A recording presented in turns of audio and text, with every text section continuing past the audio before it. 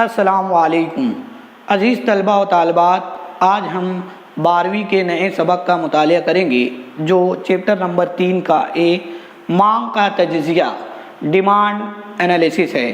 سب سے پہلے ہم مانگ سے کیا مراد ہے وہ دیکھیں گے۔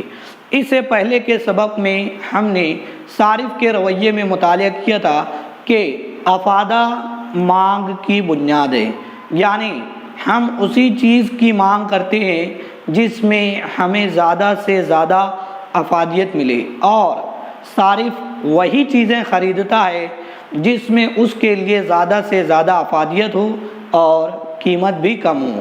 تو سب سے پہلے جو ہے مانگ سے کیا مراد ہے اس کی وضاحت کریں گے۔ مانگ کے معنی عام طور سے کسی چیز کی عملی خواہش ہے۔ تو اس طرح مانگ کے لیے 3 چیزوں کا ہونا لازمی ہے۔ پہلا جو ہے وہ شے کا ہونا ضروری ہے، یا جسے ہم اشیاء بھی کہتے ہیں۔ دوسرا جزء جو دیا ہوا ہے وہ ہے قوت خرید، یا جسے ہم ادائیگی کی صلاحیت بھی کہتے ہیں۔ تیسرا جزء ہے خریدنے کی رضامندی۔ یہ تینوں چیزیں ایک ساتھ ہوگی تو ہی کوئی بھی چیز مانگ میں تبدیل ہوگی۔ تو مانگ کے معنی ہے کسی چیز کی عملی خواہش۔ تو مانگ اور خواہش میں بھی فرق ہے۔ خواہش کے معنی ہے صرف کسی چیز کی تمنا کرنا، یعنی انسان صرف فرض کرتا ہے خواہش میں، اس کے لیے کسی چیز کی ضرورت نہیں ہے۔ عام الفاظ میں جسے ہم کہتے ہیں خیالی پلاؤ پکانا، یعنی ہم گاؤں میں رہتے ہوئے پوری دنیا گھوم سکتے ہیں، یہ محض خواہش ہوگی۔ جیسے امریکہ، جاپان، آسٹریلیا وغیرہ گھومنا، اس کے لیے قوت خرید نہیں ہے، انسان محض خواہش کر رہا ہے۔ تو خواہش عام طور سے ایک فرضی اصطلاح ہے جو انسان صرف فرض کرتا ہے، اس کے لیے کسی چیز کی ضرورت نہیں ہوتی۔ لیکن مانگ عام طور سے کسی چیز کی عملی خواہش ہے جس کے لیے 3 چیزوں کا ہونا لازمی ہے، جیسے شے، قوت خرید اور خریدنے کی رضامندی۔ یہ تینوں چیزیں ایک ساتھ ہوگی تو کوئی بھی چیز جو ہے وہ مانگ میں تبدیل ہو جائے گی۔ مثال کے طور پر ایک امیر شخص ایروپلین خریدنا چاہتا ہے، یعنی اس کے پاس اتنی قوت خرید ہے کہ وہ ایروپلین خرید سکتا ہے۔ شے بھی ہے، یعنی اشیاء، ایروپلین ہے، امیر شخص کے پاس قوت خرید ہے، یعنی وہ ایروپلین خرید سکتا، اس کے پاس قوت خرید بھی ہے، لیکن خریدنے کی رضامندی نہیں ہے، وہ خریدنا نہیں چاہتا۔ تو مانگ پر کوئی اثر نہیں پڑے گا، یعنی چیز بھی ہے، قوت خرید بھی ہے، خریدنے کی رضامندی نہیں، تو صرف یہ خواہش ہوگی۔ تو اس طرح انسان جو ہے تینوں چیزیں ایک ساتھ ہوگی تو کوئی بھی چیز مانگ میں تبدیل ہوگی۔ برخلاف اس کے ایک غریب شخص ٹیلی ویژن سیٹ خریدنا چاہتا ہے، یعنی اس کی خریدنے کی رضامندی ہے، ٹیلی ویژن سیٹ بھی ہے، شے یا اشیاء، لیکن اس کے پاس قوت خرید نہیں ہے، ادائیگی کی صلاحیت نہیں ہے، یعنی وہ غریب شخص ہے، تو مانگ پر کوئی اثر نہیں پڑے گا۔ یعنی تینوں چیزیں، شے بھی رہنا چاہیے، قوت خرید بھی اور خریدنے کی رضامندی بھی، تو اس طرح کوئی بھی چیز مانگ میں تبدیل ہوگی۔ تو مانگ سے مراد خواہش کے ساتھ قوت خرید یعنی ادائیگی کی صلاحیت اور خریدنے کی رضامندی ضروری ہے تو ہی کوئی بھی چیز مانگ میں تبدیل ہوگی۔ اسی طرح مانگ عام طور سے ایک مربوط اصطلاح ہے، جبکہ خواہش کون سی اصطلاح تھی؟ فرضی اصطلاح۔ مانگ ایک مربوط اصطلاح ہے۔ مانگ کا تعلق یا ربط کس سے ہے؟ قیمت، وقت اور مقدار، ان تینوں سے مانگ جو ہے مربوط ہے۔ مثال کے طور پر ایک شخص ان تینوں چیزوں سے کس طرح جو ہے مربوط ہوتا ہے، یعنی مانگ کرتا ہے۔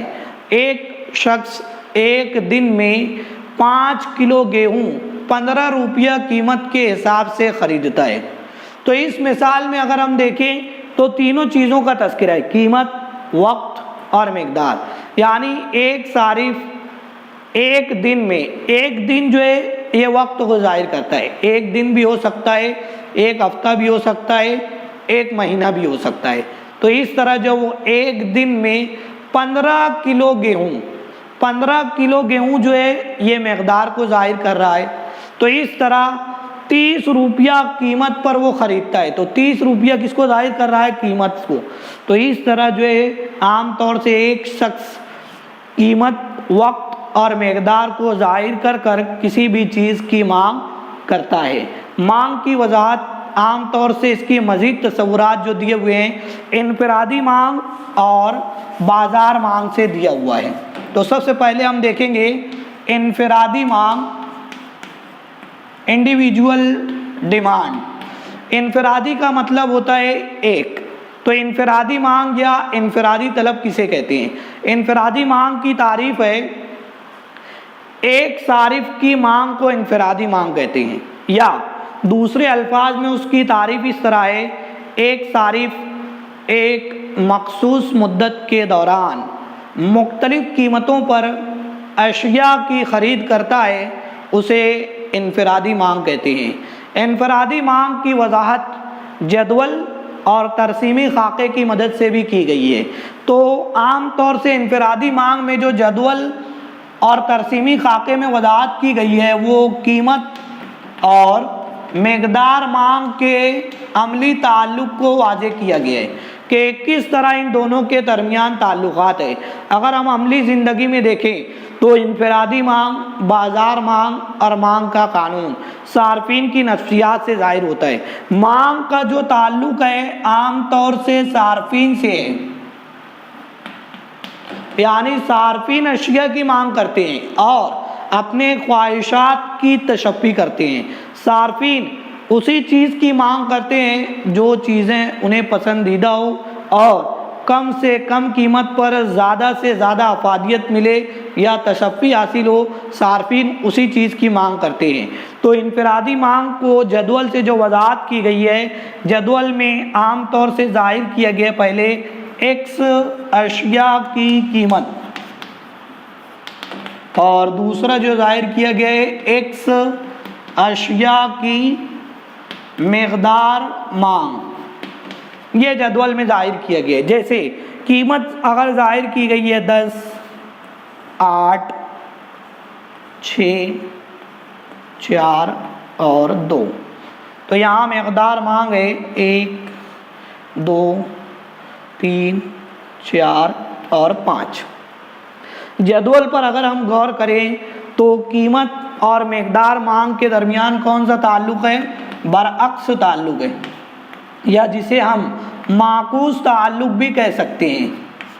برعکس، معکوس، برخلاف، منفی تعلق کہا جاتا ہے۔ یعنی جب اشیاء کی قیمت زیادہ ہے تو مقدار مانگ کم ہے، اور کم قیمتوں پر مقدار مانگ زیادہ ہے۔ تو یہی انفرادی مانگ کا تعلق ہے جو قیمت اور مقدار مانگ کے درمیان معکوس یا برعکس تعلق کی وضاحت کرتا ہے۔ جب قیمت زیادہ ہے اس کا مطلب یہ ہے کہ ہم قیمت زیادہ دے رہے ہیں، ہم کو چیز کم مل رہی ہے، تو صارفین کی قوت خرید کم ہوتی ہے۔ جیسے جیسے قیمتوں میں کمی واقع ہو رہی ہے مقدار مانگ میں اضافہ ہوتے جا رہا ہے۔ یعنی اگر ہم جدول پر غور کریں تو درج ذیل باتیں سامنے آتی ہے کہ جو صارفین کی نفسیات سے بھی ہے، یعنی جب ہم بازار میں کوئی بھی چیز کی خرید کے لیے جاتے ہیں تو ہماری نفسیات یہی کہتی ہے، اور یہ جدول بھی اسی پر عمل کرتا ہے، کہ قیمتیں زیادہ ہوتی ہے تو مقدار مانگ کم کی جاتی ہے، اور کم قیمتوں پر مقدار مانگ زیادہ ہوتی ہے۔ یہی انفرادی مانگ کا جدول ہے۔ اب اس کی وضاحت ترسیمی خاکے کی مدد سے بھی کی گئی ہے۔ جیسے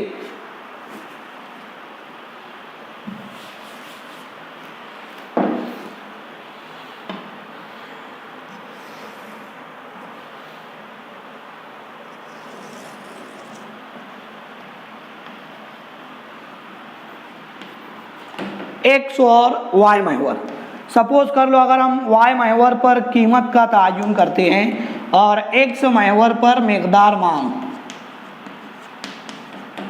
y محور पर हम पैमाने का तयन करते हैं 1 यूनिट के बराबर 2 इकाई, तो सबसे ज़्यादा कीमत कितनी है 10 और सबसे कम कितनी है 2, तो 2 के वक्फे से हमको 10 तक इंदराज करना है।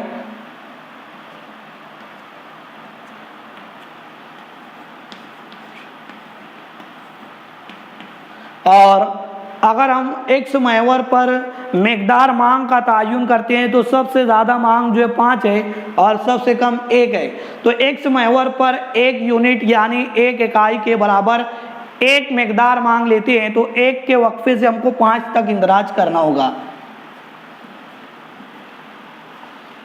1 2 3 4 और 5।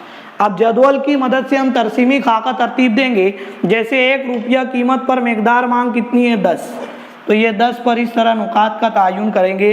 2 रुपया कीमत पर मकदार मांग जो है वो है 8, 3 रुपया कीमत पर मकदार मांग जो है वो है 6, 4 रुपया कीमत पर मकदार मांग है 4 और 5 रुपया कीमत पर मकदार मांग है 2। इन तमाम नुकात को मिला देना है।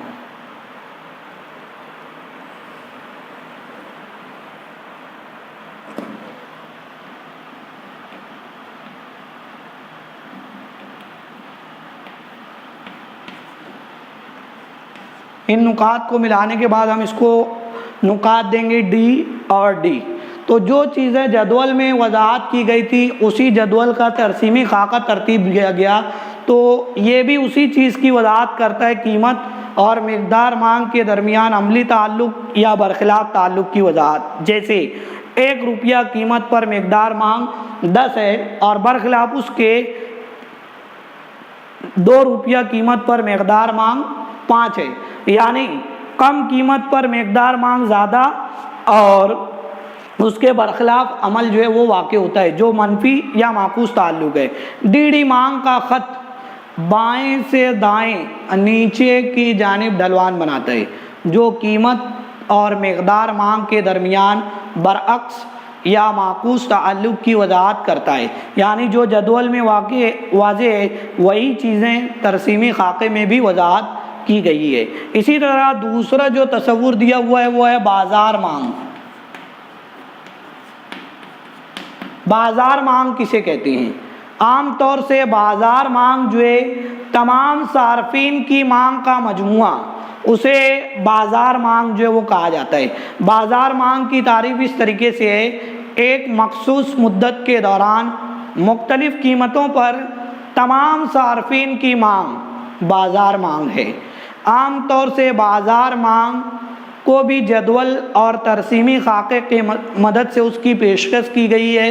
बाज़ार मांग जो हासिल होती है वो इनफरादी मांग की उफ़क़ी जमा से हासिल होती है और बाज़ार मांग हमेशा इनफरादी मांग से ज़्यादा होती है। क्यों?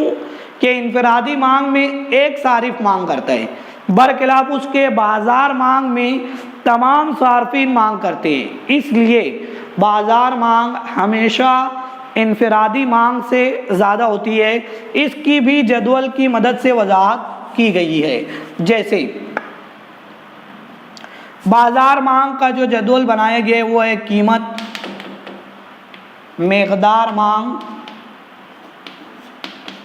और बाज़ार मांग।